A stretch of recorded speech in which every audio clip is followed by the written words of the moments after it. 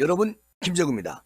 그 이수진이가 수원지법 부장판사를 지냈을 때인데 거기 판사로 있다가 2020년 1월 달에 민주당에 입당을 합니다. 그리고 법관으로 양심을 지키고 진실을 말했다는 이유로 양승태 대법원장 시절 인사 불이익을 받은 블랙리스트 판사다. 이렇게 이제 거짓말을 시키면서 민주당에 입당을 합니다.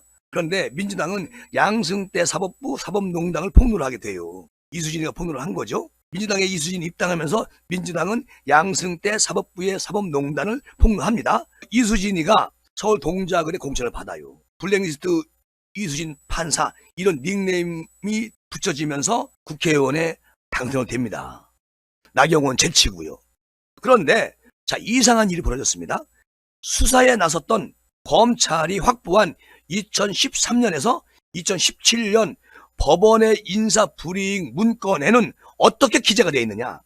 이수진 판사의 이름이 없어요. 그러니까 검찰이 작성한 양승태 전 대법원장 공소장에도 인사불이익을 받았다는 판사 10명이 있는데 여기에 이수진 이름은 없습니다. 자, 오히려 양승태 대법원에서 인사 업무를 담당한 판사는 재판에 증인이 나와가지고 이수진 판사가 지방 법원으로 전보된 것은 낮은 근무 평정 탓이라고 합니다. 이수진 재판연구관은 보고서 작성 건수가 평균에 못 미치는 업무 시간 및 노력도 다른 직원에 비해서 떨어진다. 그러니까 근무 평정서에 이런 내용이 들어있는 것을 공개를 했습니다. 양승태 대법원 고위 간부 수첩에도 이수진 생일, 이수진 상담, 이수진 수고비 같은 메모들이 쭉 나옵니다. 이수진 판사의 이름이 없더라도 양승태 전 대법원장이 다른 판사들에게 불이익을 줬다면 그 자체로도 문제가 되는 거 아니겠습니까? 그런데 최근에 1심 법원은 검찰이 기소한 양승태 전 대법원장 47개 혐의를 모두 어떻게 했어요? 무죄로 선고를 했습니다. 자, 블랙리스트 혐의에 대해서는 법원 사무기구 핵심 및 예규 직무 수행을 위한 것이라고 얘기를 했어요. 자, 어느 조직에서나 있는 인사 자료로 본 것입니다. 재판부에서요. 그러니까 판사 블랙리스트 피해자를 자청하면서 국회의원이 된 이수진은 언론에 양승태 무죄 판결 납득할 수 없다 이런 취지로 공식 입장을 내야 되는데 공식 입장을 전혀 내지 않고 있습니다. 물론 이번 판결은 1심에 불과한 것인데요. 그런데 이수진이가 4년 전에 블랙리스트 피해자를 앞세워서 금배지를 훔친 거 아니겠습니까? 근데 이게 뭐 가짜 아니에요?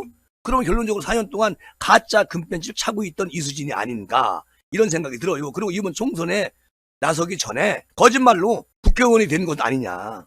이렇게 유권자들의 의문부터 설명을 이수진은 해야 된다. 결론을 내리자면 이수진은 4년 전에 나경원 지역구에 가서 블랙리스트 안에 명단에 들어가 있어서 불이익을 당했다. 이걸 호소하면서 나경원을 제치고 국회의원 배지를 훔친 거지요. 결국은 배지 도둑한 거지요. 이번에는 아마도 동작구에서 이수진을 과연 동작 구민들이 표를 던져주겠습니까? 저는 아니라고 봅니다. 보십시오. 이번에는 나경원 됩니다. 이렇게 다 밝혀집니다.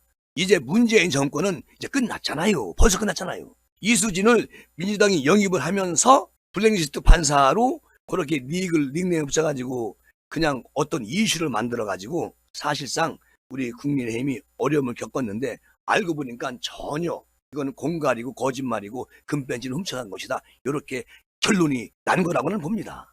어쨌든 나경원 의원 파이팅 하십시오. 이번에는 무조건 배지 달 수 있습니다. 그리고 입법부에 오셔가지고 좋은 일 많이 해주시기를 꼭 희망합니다.